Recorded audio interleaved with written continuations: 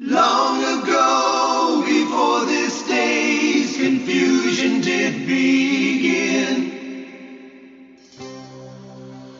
throughout the stars did we go wandering. Distance was no barrier, and time it had no hope. Free to come and free to go. Free to come and free to go. Open up the book of stars. Open up the book.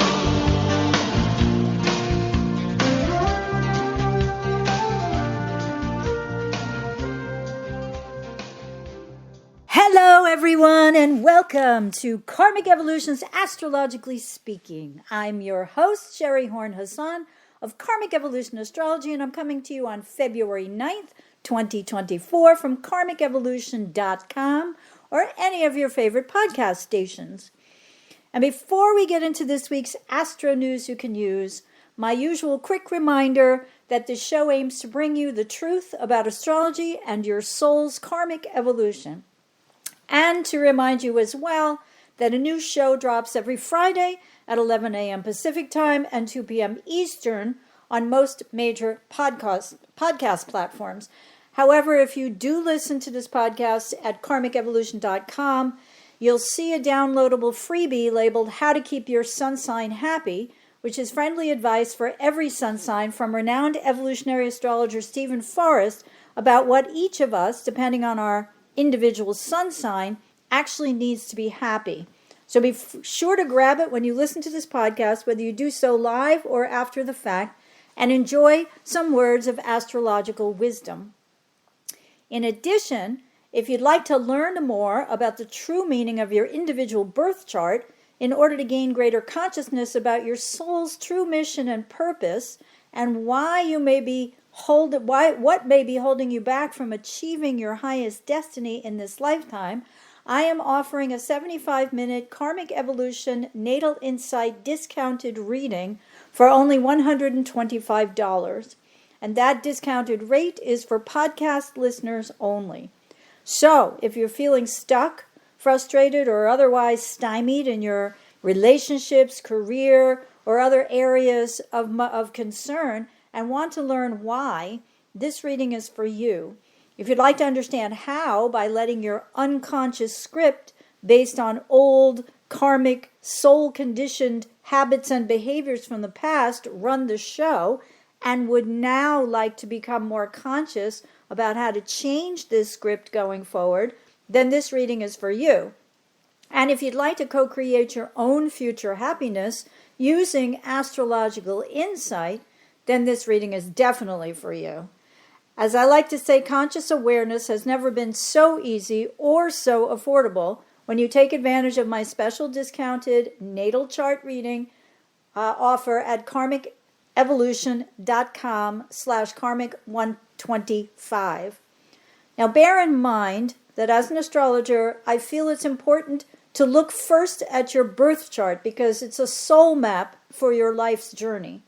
And in that sense, the reading that I offer at a discount is not about what's going to happen, but rather a look back at the past. Anyone who listens to my podcast regularly knows how important it is to look back at astrological events as they unfolded and what point they've brought us to at this point in time to help us better understand how we arrived at where we are today and what changes might be necessary in terms of our beliefs or perspectives in order to find greater happiness in whatever areas of life are most problematic for us now.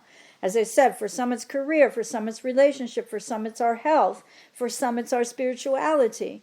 So, or coming to terms with psychic, intuitive energy that we were taught to disregard or disbelieve as valid. So only when you understand your basic natal birth map can you proceed to better understand what path the universe is calling you to follow via transits and progressions, which is a separate reading, and whether doing so involves making or adjusting to major changes in your life that serve your highest soul purpose. Again, as I said before, conscious awareness has never been so easy or so affordable when you take advantage of my special discounted Karmic Evolution Natal Insight offer, which you can easily find at karmicevolution.com/karmic125. All right, so it's been a busy week. Let's get to this week's astro news you can use. As some of you may know, today at 2:59 p.m. Pacific Time and 5:59 p.m. Eastern Time, we have the Aquarius new moon at 20 degrees and 41 minutes of the humanitarian, objective, future-oriented, fixed air sign that represents both, among other things, ideology, technology, and revelatory outside-the-box thinking. Before I get more into the Aquarius new moon, however, as per usual, I'd like to look at the past week in terms of how it's played out as part of the waning last quarter of the monthly lunar cycle, excuse me, which began with the Capricorn new moon on January 11th, followed by the Leo full moon on January 25th, when that portion of the monthly lunar cycle reached its peak. And as many regular listeners know, I watch these monthly lunar cycles and discuss how they play out in terms of mirroring back to us planetary energies via events here on Earth, because it's a great way to learn about astrology.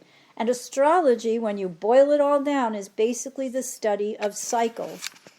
So, as many listeners also know, I use the political landscape with an emphasis on U.S. domestic and other international or global happenings to best explain these energies. And this particular past month's lunar cycle, in terms of what's being mirrored back to us on the political scene, is, well, pretty much a doozy, at least in my opinion. So, since last week, when I had the podcast on February 2nd, we saw the entrance of Mercury into Aquarius, which occurred late on February 4th or early on February 5th, depending on your time zone, followed by February 5th's Mercury-Pluto conjunction in Aquarius.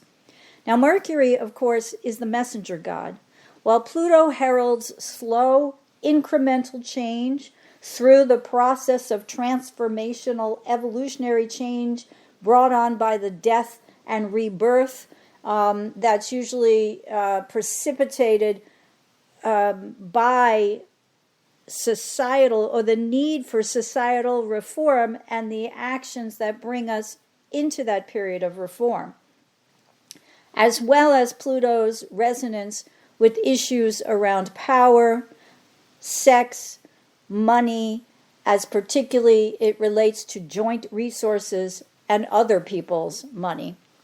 So Pluto's current transit through Aquarius, at least until the god of the underworld stations retrograde again on May 2nd, and then re-enters Aquarius from September 1st through November 19th, its current transit heralds fast, unexpected, and surprising changes to any or all of those archetypal energies mentioned as they, as they pertain to the future of society as a whole. Of course, that's the big picture. The small picture is that it's change. And the more, as we know, because the ruler of Aquarius, which is the planet Uranus, at least as I see it, that's the modern rulership, is currently transiting through Taurus, which also has financial implications and implications around our value system, as I've mentioned numerous times before. So Uranus rules the sign, that planet that Pluto is currently transiting through, right? So with the two of these astrological significators, change is more likely to come quickly, unexpectedly, and potentially surprisingly, because, and around specifically issues of who's got power, sexual issues, financial issues, relationship issues, because these are the themes in play. Also, Pluto progressed through Aquarius, as Pluto progresses through the Aquarius for the long term, just as an aside, I don't usually go into this. I mean, you see this in other astrologers' posts and podcasts and, writings, that with Pluto starting to move and already having moved into the first degree of Aquarius, as it goes November 19th into Aquarius for the next 20 years, those who have planets, including Pluto, in the fixed signs of Leo, if you have Pluto in Leo, you're of that generation. If you have Pluto in Scorpio, you're of the Pluto and Scorpio generation. That's how astrologers look at it. But if you also have other planets in Taurus or Aquarius and Leo and Scorpio, that's where Pluto will be making squares and oppositions. Those are frictional aspects in astrology, and therefore there may be power struggles related to relationships, related to finances, or any of the other themes, sexuality. I always think of my Capricorn mother, who used to say, whoever has the money has the power. She was talking about marriage, actually. So I always thought that was a little bit ahead of her time, or ahead. That was probably back in the 70s. But of course, that was when women were getting granted a lot more rights than they'd had previously. Regardless, those with planets in the other two air signs, and that might be the Pluto in Libra generation, that will find that Libra and Gemini planets or angles or other specific points in your chart, including, of course, Pluto in Libra, will find the trines a bit easier to handle. Now, on the issue of the February Mercury-Pluto conjunction in Aquarius having to do with sudden power shifts, it's little surprise that the news, and of course, Pluto was, I don't know if I mentioned this or not, actually. Yeah, death and rebirth, right? Pluto is not always literal death. And that's where, astrologers have sometimes a tough time, or people studying astrology as newbies, they get very worried that if they're having a Pluto transit, it could mean literal death. Well, I hate to say this, but sometimes that is true. But if you want to look at it on a more esoteric or spiritual level, it's the death of something that's no longer useful. And that's part of the evolutionary process. I've said many times before, and if you're new to this podcast, this will be the first time, that Pluto represents the energy that requires us to adapt to changes in our environment. And if we refuse to adapt, we become extinct, right? So, therefore, if we liken extinction to death, somebody who has lived a good long life, and again, my mother must be coming through, because as she used to say too, some people just kind of decide when they're done, and hopefully they've lived a fruitful, long, peaceful, happy life. But even if they haven't, if they've made it to a certain age that, it isn't going to surprise the rest of the family or society at which they pass, that's a good thing, so it's part of the evolutionary process. However, again, because Pluto's in Aquarius, there can be something speeded up depending on what we're talking about. So I prefer not to talk about personal death, but it does come up now and then. And the reason I say that is because after February 5th, on February 6th, it was announced that the news came out of the British monarchy that King Charles III, who became king immediately upon the death of his mother, Queen Elizabeth II, on Thursday, September 8th of 2022. So we see that is only a little bit removed from a year and a half on the throne, that King Charles III has cancer. And according to the New York Times, and here I quote, that the palace has not publicly identified, remember Pluto's also all things hidden, the form of cancer is not a surprise. So we still don't know, as of my recording this, what kind of cancer the king has. But the Times goes on. He says, the British royal family tends to be intensely private about health matters. 3 weeks ago, when Charles' planned prostate treatment for an enlarged prostate was made public, the announcement was seen as a break with tradition. There's your Aquarian part. The palace said that the king, who supported several cancer charities as Prince of Wales, had chosen to share his diagnosis, and this is his quote, to prevent speculation and in the hope it may assist public understanding for all those around the world who are affected by cancer, end quote. So, that was something notable that affects kind of, I talked about the global realignment, right? I was going to go on to, and I'll do that at a future date, some of the predictions around the end of the monarchy from Bernadette Brady, the traditional astrologer who wrote the book Predictive Astrology, The Eagle and the Lark. But I'm going to save that for a future podcast and wait at least until we find out if we are going to, what kind of cancer King Charles has, what the course of treatment is actually going to be, although it's been said or, it's been announced already that he started immediately a course of treatment. So let's not speculate. Let's just wait and see what the facts say and then talk about it anon. Now, the second major piece of news received on February 6th after the Mercury-Pluto conjunction Aquarius, which may have surprised some of us, was that a federal appeals court rejected Donald Trump's claim that he was immune to charges of plotting to subvert the results of the 2020 presidential election. And again, according to the New York Times on January 6th, quote, the ruling answered a question that an appeals court had never addressed. Can former presidents escape being held accountable by the criminal justice system for things they did while in office? End quote. Now, the appeals court's three-judge panel ruled also that Trump has two options: to appeal to the full appeals court, which is known as appealing en banc, right? So, in other words, the appeals court has, I don't have the details on exactly which appeals court this is and how many judges sit on it, but, there's usually 12 or 14 or 16 or whatever judges on the full court. And some of you who are lawyers may know far better than me, but it was only the three-panel judge panel that took up the case, right? So once they make a decision, if you don't like their decision because it's against you as the defendant, you can appeal for an en banc review, which means it goes to the full appeals court roster of judges. Or the three-judge panel ruled that Trump could take the case straight to the Supreme Court.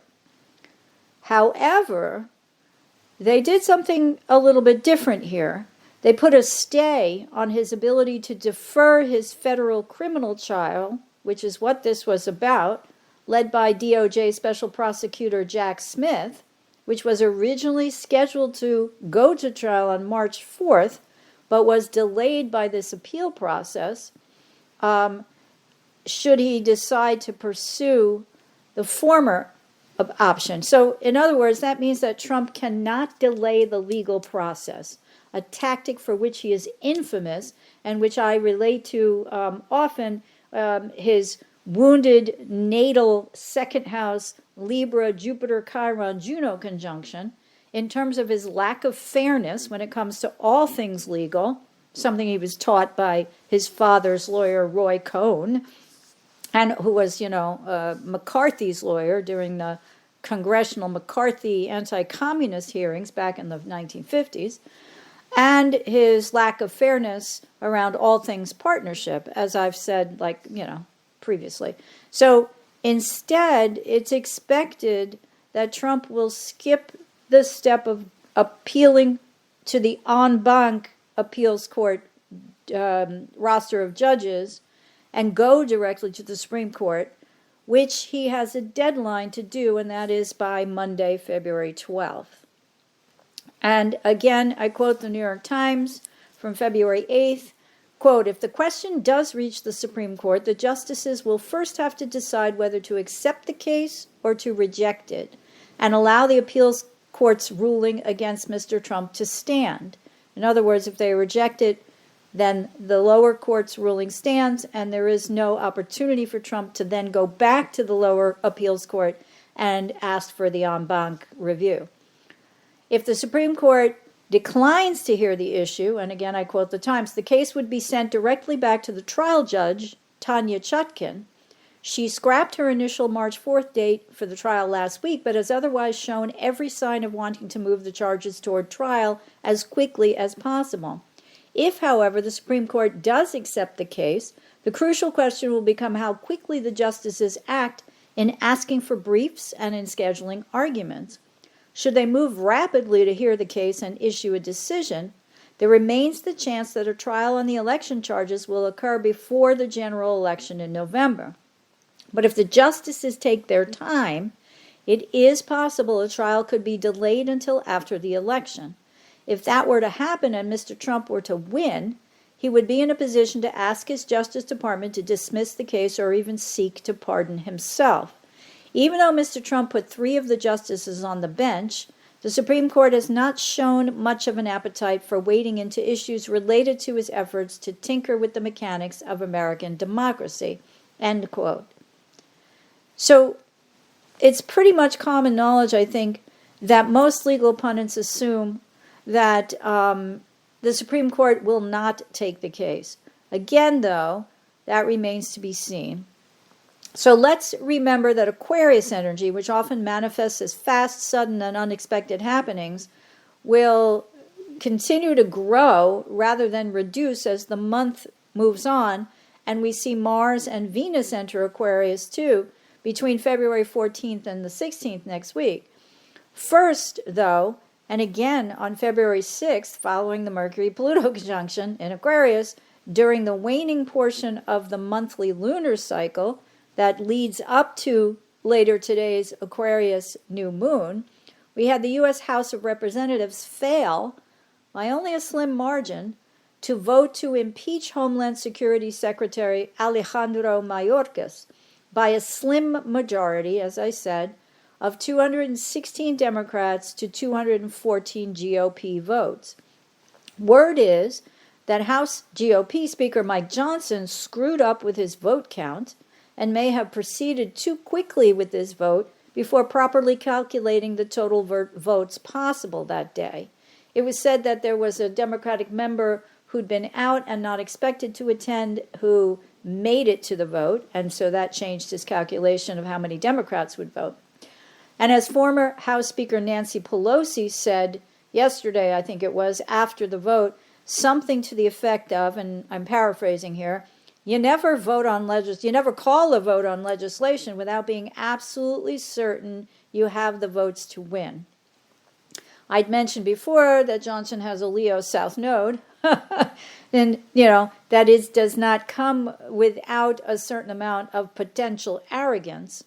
So anyway, his responses still seem to be not very conciliatory and a little bit more, I didn't do anything wrong, kind of, don't pick on me.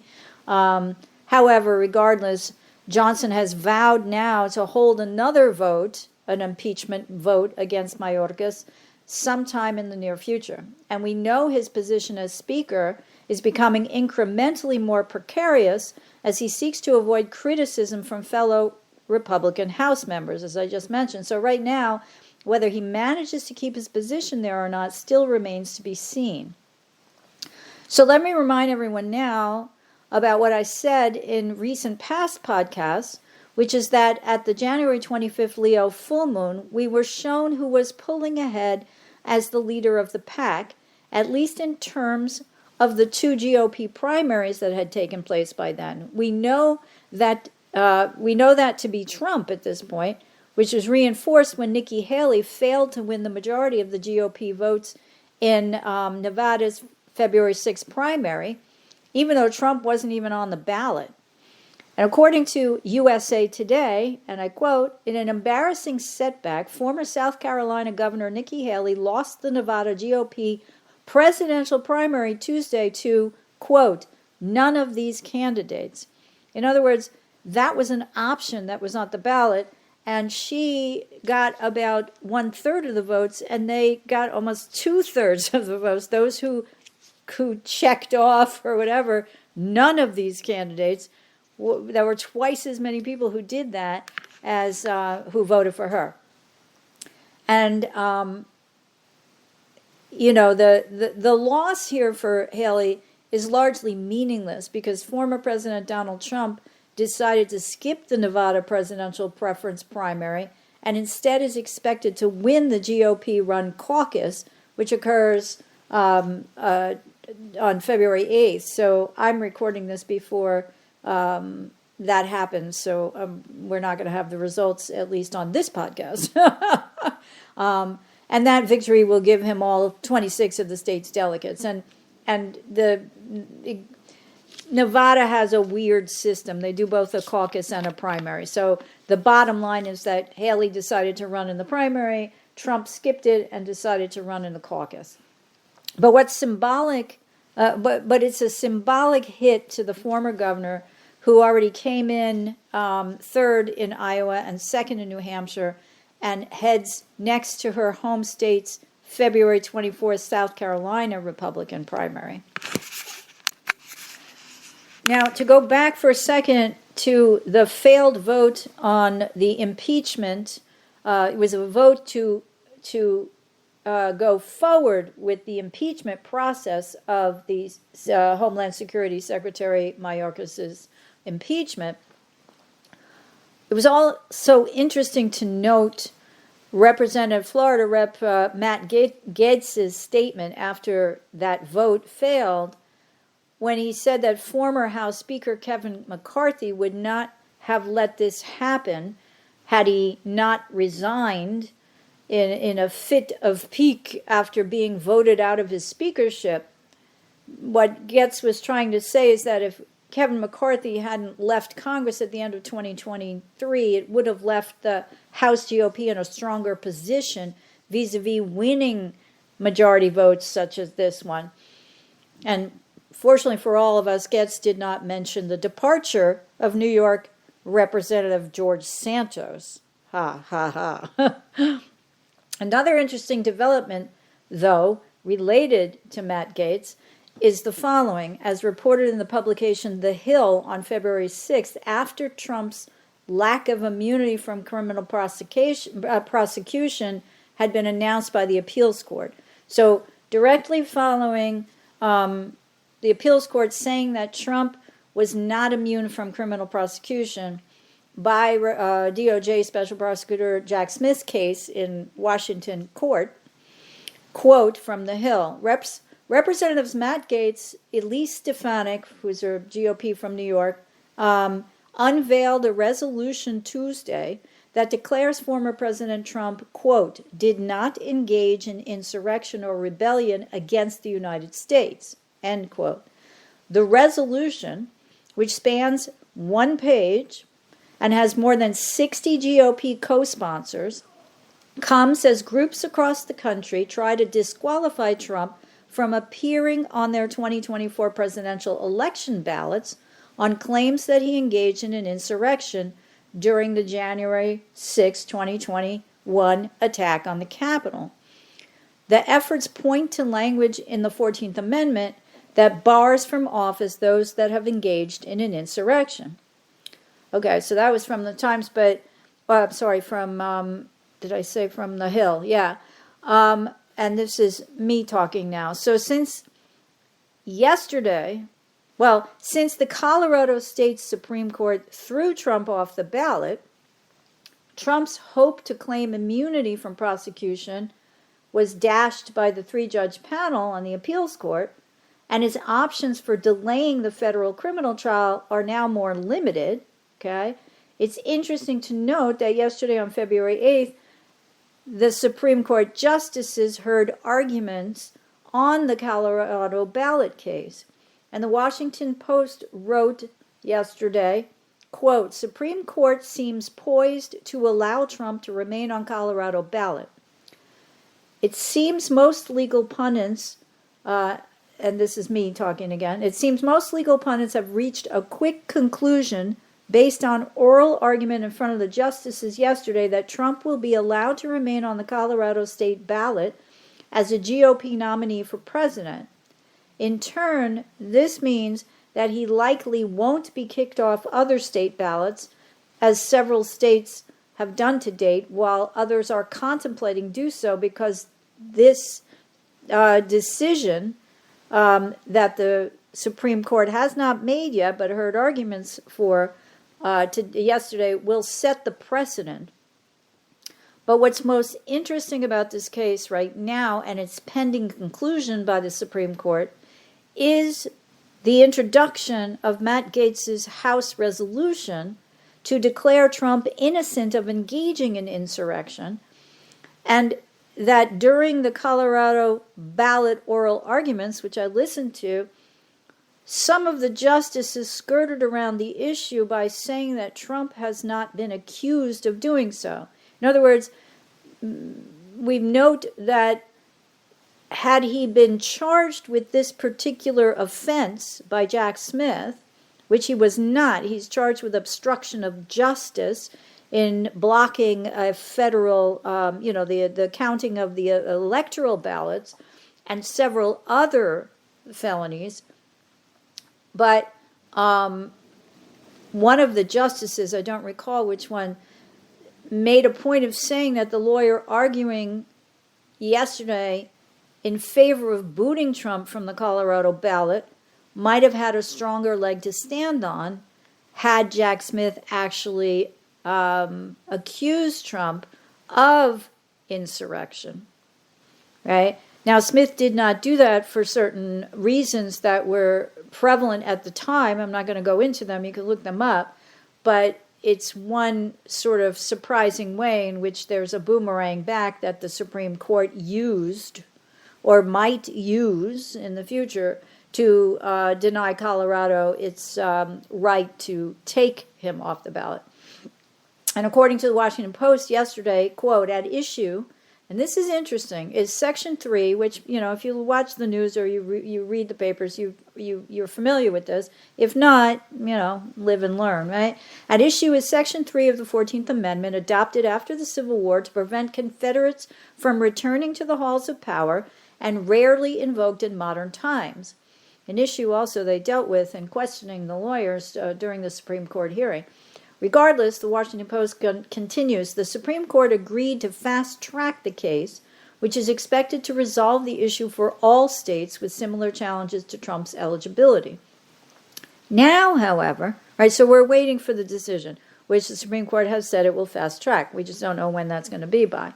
Now, however, what Gaetz is trying to do is shield Trump by passing this resolution through Congress, because doing so would bypass Section 3 of the 14th Amendment, which the Colorado ballot case hinged upon.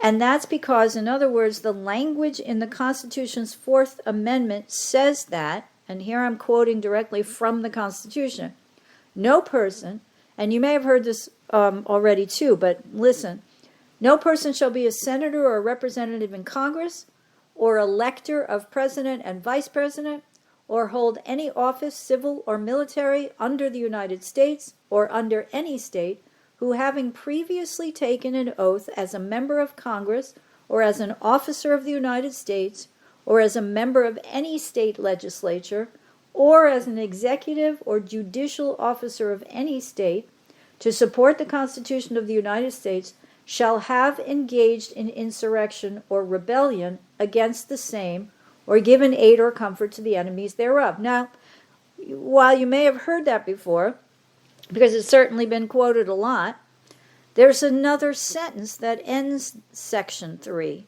And that sentence says, but Congress may, by a vote of 2/3 of each house, remove such disability. And this was brought up by the Supreme Court in their questioning yesterday too.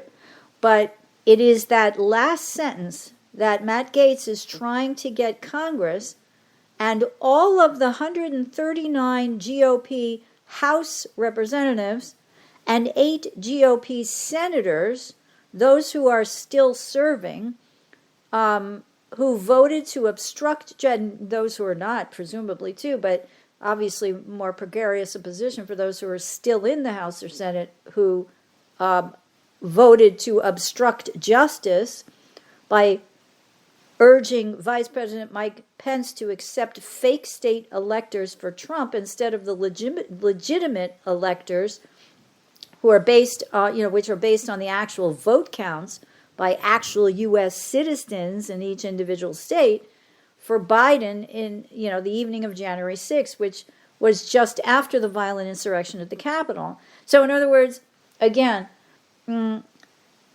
several, all these House and GOP senators objected to Pence accepting the Biden electors, the legitimate ones.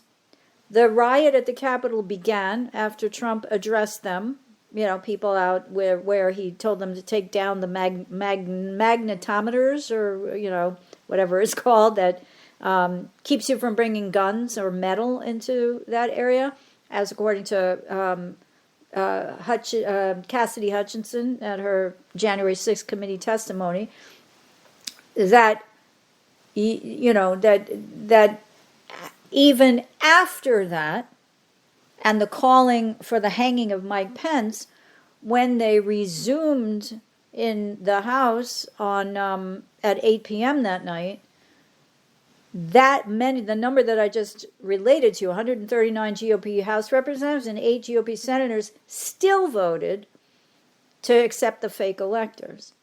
So Gates's his resolution would do essentially two things. The first and most obvious of which is to take away any criminal liability from Trump for inciting or engaging in an insurrection, and secondly, to shield congressional members of the same crimes should Trump go to court and actually be found guilty. So the congressional vote, should this resolution pass by a majority in both houses, which, yes, is currently unlikely, but hey, Uranus still exists, right? Especially since Gates's resolution occurred during the Aquarius sun waxing towards its exact square to Uranus and Taurus on February 8th. In other words, he introduced it, I can't remember if I said the 6th or the 7th, but it was as that energy was waxing, would free them all from future prosecution. And again, in other words, this resolution could pass, thus negating the need for a criminal trial against Trump for obstructing justice if the resolution passes before that trial happens, or it could potentially absolve him of such a crime after a possible conviction if the resolution in Congress were to pass after the fact. So if you hear more about this in the future, and I'm sure we will, make sure that we all keep the facts straight here. This is not a nothing resolution here. Gates is trying to pave the way for absolution for all. Now, also on February 6th, with the Sun, Mercury, and Pluto all in Aquarius, whose ruler Uranus rules the 11th house of the legislature, as I've mentioned before, the U.S. House of Representatives refused to take up the Senate's immigration border bill that included aid for Ukraine, Israel, and an additional $10 billion that would provide humanitarian assistance for civilians in conflict zones, including Ukraine, Gaza, and the West Bank. This bill is one the GOP has been clamoring for, yet when given what they wanted, they balked. Why? Because Donald Trump told them to wait until he was elected president. Anyone else see more delay game as a major life theme here? He's got a wounded Jupiter. Jupiter is expansion. What's the opposite of expansion? Is to slow down that expansion, or it isn't go so far as to say restriction, which is more of a Saturnian Capricorn energy, but we could say restrict expansion, right?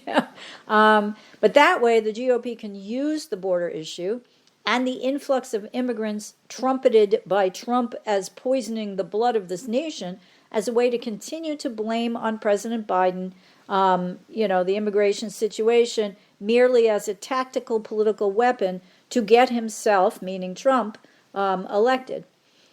And the deal, the bipartisan immigration deal, reached after 4 months of negotiations led by Arizona Senator Kristen Sinema, Oklahoma Senator James Lankford, GOP Senator, and Democratic Connecticut Senator Chris Murphy basically gave the GOP what it was looking for, and also included funding for Ukraine, Israel, and humanitarian aid for Gaza, as I just noted, which a lot of the senators in particular want. The deal did not include full citizenship for the Dreamers, one of the, who are on the Democratic wish list, and that's the group of children who are, some of whom are adults now, brought to America by immigrant parents whose citizenship has been in limbo for years. So the Democrats, in other words, made concessions to appease the GOP to get this bill passed so that everybody got at least a little bit of what they wanted. However, House Speaker Mike Johnson declared it dead on arrival in the House after conferring with Trump. Even GOP Senate Minority Leader Mitch McConnell had previously kowtowed to Trump's wishes by attaching the immigration bill to the Ukraine and Israel funding, which is something that McConnell is in favor of. And now several senators, including Texas's Ted Cruz and Utah's Mike Lee, are turning against Mitch McConnell as too old school. Read, they're taking a page from Trump's definition of rhino, Republican in name only, as defined, which defines an old-fashioned Reagan-esque Republican who's out of step with the MAGA movement. Now, it was also the February 5th Mercury-Pluto conjunction and Aquarius theme that helped us receive word on February 6th that the special prosecutor Robert Hur, appointed by Attorney General Merrick Garland to investigate whether there's any there in terms of reasons to impeach President Joe Biden over his possession of classified documents after leaving office, more than likely came up empty. Though we don't know the contents of the special prosecutor's file, which has been turned over to the White House, most are speculating that Hur likely criticizes Biden and his staff's handling of classified documents, and these were ones that were found in his previous office when he was vice president and in his home, that it's expected there will be no criminal or civil charges that will lead to grounds for his impeachment. Again, the GOP experiences a disappointment. And also on February 6th came this Mercury-Pluto news related to death, literal death now, from the New York Times, which reported more than a fifth of the remaining hostages being held in Gaza are dead, according to an internal assessment conducted by the Israeli military. Israeli intelligence officers have concluded that at least 32 of the remaining 136 hostages. Now, I had taken this, actually, I think that they're now saying, don't hold me to this, they've increased that number potentially to 40 of the remaining 136 hostages captured by Hamas and its allies on October 7th have died since the start of the war. And that's according to a confidential assessment that was received by the New York Times. The families of the 32 hostages whose deaths are confirmed have been informed, according to 4 military officials who spoke anonymously in order to discuss a sensitive matter. Meanwhile, and despite this news, the shuttle diplomacy being conducted by U.S. Secretary of State Antony Blinken and other global representatives to broker a ceasefire for a hostage deal in Gaza has been met with several demands by Hamas, to which Israeli Prime Minister Benjamin Netanyahu has said no on February 7th, reportedly in part because the Palestinian prisoner exchange, I think it was for 1,500 Palestinian prisoners, for that portion of the deal, because that portion of the deal would include some of those arrested by Israel associated with the October 7th murderous attacks.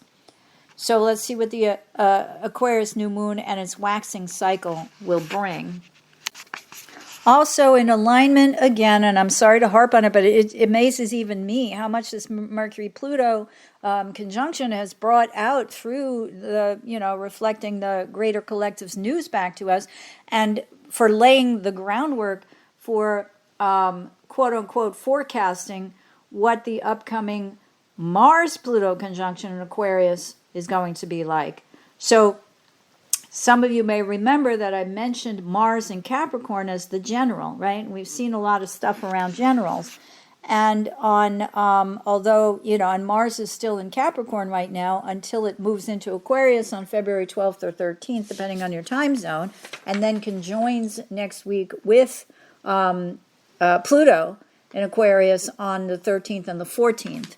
So on February 8th, according to the Washington Post, and I quote, Zelensky, Ukrainian's, President Zelensky, replaces top general with ground forces commander, ending days of speculation. I can't pronounce their names, so I'm skipping that. But the ground forces commander who led the 2022 counteroffensive in Kharkiv will become the new commander-in-chief of the Ukrainian armed forces. The previous top general, who is highly popular, was told last week by Ukrainian President Vladimir Zelensky that he was being dismissed, but the president waited 10 days to announce a successor. So again, that this energy was waxing on February 8th and is waxing still when the sun was waxing still when the sun exact squared Uranus, which occurred yesterday, and followed by the moon square to Uranus, which happens today, just hours before the Aquarius new moon. And also includes, this Aquarius new moon includes the February 10th Mercury square to Jupiter. We've got a continued recipe for sudden, surprising, potentially shocking events as we begin this month's lunar cycle. Now, remember that I talked about the Capricorn new moon was square to Jupiter. The Capricorn new moon was square to the nodes, and the Leo full moon on January 25th was square to Jupiter. So I had said that a leader of the pack would emerge, but that they might be overly optimistic about their future chances, and also that their arrogance or hubris might come to the fore. So I think that as we're approaching at this Aquarius new moon, Mercury's exact square to Jupiter, which concludes on the day after the new moon, we have to remember that there can be a miscalculation. This most probably also part of the energy leading to Mike Johnson's optimism about getting enough votes to pass on several things, Mayorkas's impeachment being one of them, that you could overestimate with Mercury square to Jupiter, right? The good news is that if you do, you can go back and revisit the details you missed, right? Jupiter is big picture oriented and not detail oriented. So Mercury square Jupiter can lead us to jump to a conclusion based on certain information that's lacking specifics. So that's something to keep in mind, because if we're looking at the theme of this Aquarius new moon later today, which is coming at the end, of course, as all new moons do, the end of the last monthly lunar cycle, which was started by the Capricorn new moon, it's brought us to the point where we must become free of restrictive group ideologies and free to individuate, meaning to follow our own thoughts, our own beliefs, and our own notions, derived from our ability to be free to think for ourselves. Now, some of us might call that critical thinking. But I've said before, that,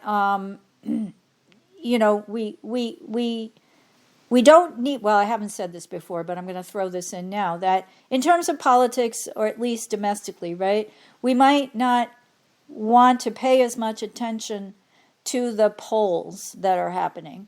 And if you are a regular news watcher or reader, you know this already too. But if not, the polls are of the moment, because they're talking a lot about President Biden's slimmer chances with young people who are not in favor of his backing of Israel in the Israel-Hamas war, And, there's also a certain percentage, although they're smaller, of younger conservatives who don't want to back Ukraine either.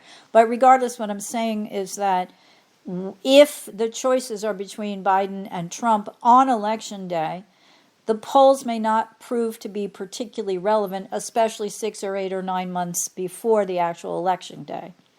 And it's interesting to me that by the time Mercury had entered Aquarius and conjoined Pluto there on February 5th, we'd already learned at the third quarter lunar square of the Scorpio moon to the Aquarius sun, which was last week on February 2nd, there was a lot going on that's since played out, one of the things that was mentioned is that was after the U.S. attacked 85 sites of an Iranian proxies in Syria and Iraq, and then went on to attack sites in Yemen, and that has also caused more attacks, etc. So there's an escalation at heart here, right? But the question now is what is going to happen when Mars meets Pluto in Aquarius and sets off a new synodic cycle for the next roughly, I think it was 189 days, right? Or it's about, it's not quite two years. But again, Pluto's orbit is elliptical, Mercury's is fast. So between the two of them, it's not a regular cycle you can count on. But, we want to know whether or not this conjunction is going to be successful or not in, successful or not because we're experiencing the Mercury-Pluto and the Mars-Pluto synodic cycles beginning at roughly the same time. So, I've mentioned this before, but the opposition of Mars to Pluto, when Mars is in Cancer and Pluto is retrograded back to Capricorn, is going to take place on November 3rd, which is 2 days before the U.S. November 5th presidential election. And that election may well determine not only the future of democracy in this nation, but have implications for the death of its position as a beacon of hope for those suppressed and repressed by autocratic regimes around the world. And so, the question right now is, what message is Mercury carrying as he progresses in his new cycle to oppose Pluto exact on July 3rd from Leo to Aquarius? There's just so much here at stake that it's going to be tough to see. So between the 12th and the 14th, on a personal level, Mars Pluto occurring the day before on the morning of Valentine's Day is kind of intense. So happy Valentine's Day. But it's kind of like be prepared for something potentially intense to happen. It could be intense positive. You might find out you won the lottery. It's not always a negative thing. It just depends on where it falls in your chart, what else it's aspecting in your chart, and what it's triggering.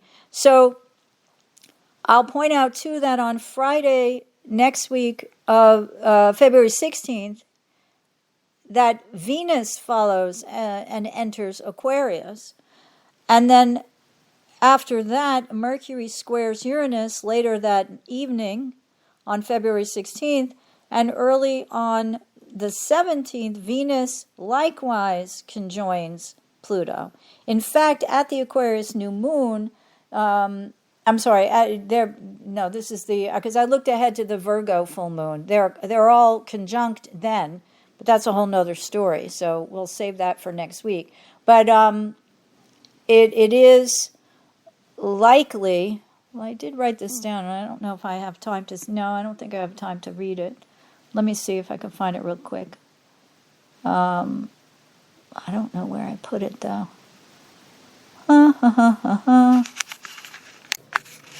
Okay, I can't find it, which irks me. And we're getting to the end of our time here. But I'm looking at the chart now, and all I'm going to say is that, we're going to have the Aquarius new moon, obviously, later today on February 9th. On February 24th, we will have the Virgo full moon.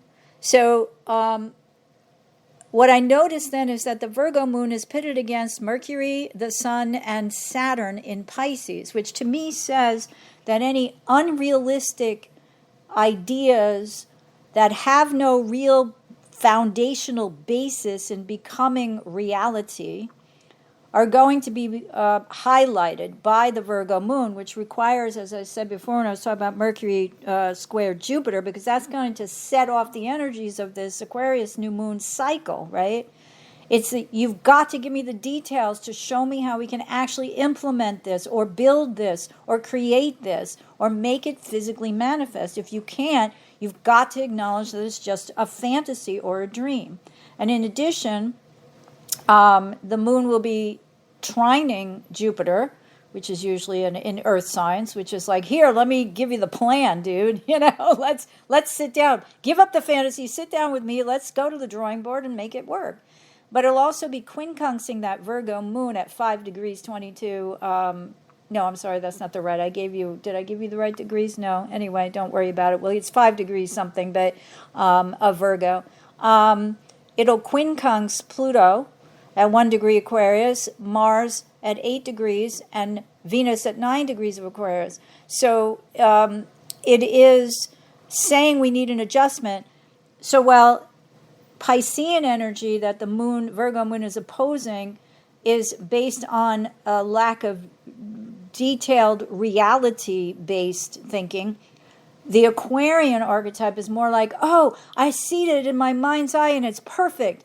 And the Virgo moon is like, okay, I'm not going to argue with that, but if it's so perfect, show me the plan. Show me how we can do it. What's the formula? How do we get the man on the moon? That's Aquarian, right? How do we take flight? How do we make it stay airborne? What kind of technology do we need? Give me some facts, dude, right? Because without it, you ain't got nothing.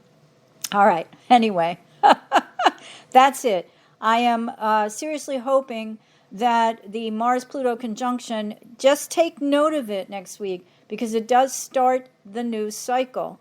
And I had gone into detail, if anyone missed some of the previous podcasts last week or the week before, I think it was 2 weeks ago, on that cycle as it relates to Donald Trump's chart after he lost the E. Jean Carroll second case and got fined $83 million, which adds to the $5 million he got fined in the case before that that she brought against him for defamation and sexual abuse. So anyway, gotta end here. Thank you everyone for joining me today. I hope you found the information presented here helpful as you continue your karmic evolution in this lifetime. Please be sure to join me February 16th for another episode of Karmic Evolutions, Astrologically Speaking. Until then, may your journey be filled with karmic healing and the joy of greater consciousness. Namaste. Long ago, before this day's confusion did begin, throughout the stars did we go wandering. Distance was no barrier, and time it had no hope. Free to come and free to go. Free to come and free to go.